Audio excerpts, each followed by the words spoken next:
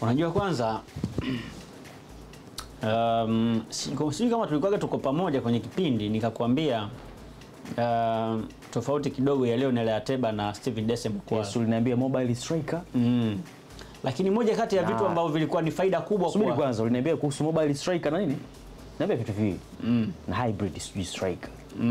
Vitu viwili hivi. Yes, tuweke kwa Kiswahili tu kwamba hiyo inaweza ikawachanganya watu. Tuweke kwa Kiswahili kila mtu aelewe sasa kile ambacho tunakimaanisha. Sawa? Naam.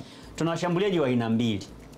Kuna mshambuliaji ambaye ni tunaita ni mobile striker, yani kwamba yeye hakai kwenye eneo moja, atazunguka kushoto, kulia, atashuka chini, atasogea. Huyo ni Lionel Ateba. Kwamba yeye ana uwezo wa kureceive mpira kushoto, kulia, akashuka chini kidogo, akafanya link up nzuri, akasogea juu. Umeelewa? Kwamba ana uwezo kucheza na viungo wake washambuliaji vizuri na wakatengeneza nafasi vizuri na wakascore mabao. Lakini ni mara chache sana utamwona Ateba anafunga magoli kwa sababu sio mtu ambaye ana ufanisi mkubwa mbele ya lango. Kwa hiyo ni mtu ambaye mara nyingi anachokiofa sana kwenye klabu ya Simba ni kukamilisha ile system ya uchezaji ya Simba. Kiasi kwamba Simba inaweza kuwa kwenye eneo ya uchezaji inaweza kupelekea Lionel Ateba asifunge bao, lakini kutokana na aina yake ya uchezaji kapa faida wachezaji wengine wakaja kufunga mabao. Lakini Steven Dese Mukwala sio mshambuliaji wa aina hiyo, yani sio mobile kwa 100%, ila ni mtu ambaye ana uwezo wa kustrike vizuri, kwamba ana uwezo wa kujiposition vizuri kwenye eneo la 18, akapokea mpira kushoto, akapokea mpira kulia. Lakini sio mtu ambaye atakusaidia sana kwenye kukaba sana.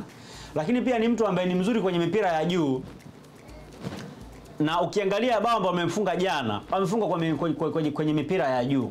Na imepiga chezwa cross, amepiga kichwa. Kwa hiyo ni mtu ambaye kama utacheza cross nyingi kuingia kwenye 18 ya mpinzani, ana uhakika wa kukupa bao. Lakini kama utakuwa na uwezo wa kuingiza mipira mingi kwenye 18 ya mpinzani, ana uwezo pia kufunga bao. Angalia magoli ambayo ameyafunga. Unaanga mechi ya Simba na Coastal Union, nafikiri kama unaikumbuka, ambayo mchezo wa Arusha pale. Nakumbuka. Angalia aina ya mabao ambayo aliyafunga. Ni aina ya mabao ambayo Lionel Ateba anayakosa mara nyingi. Kwa nini yeye anayapatia? Kwa sababu ni mtu ambaye mara nyingi akili yake inawaza kuwa kwenye box la mpinzani. Sio kuja kuiba mpira nje afu aingie nao ndani. Yeye anasubiri mpira uingie pale. Maana yake yeye anachokifanya, movement zake nyingi ni kuzifanya kwenye 18 ya mpinzani. Ingawa athari yake ni kwamba ni rahisi kufunga, lakini ni rahisi kuiathiri timu pale ambapo inahitaji mshambuliaji akabe. Kwa sababu hata kuwa mkabaji mzuri.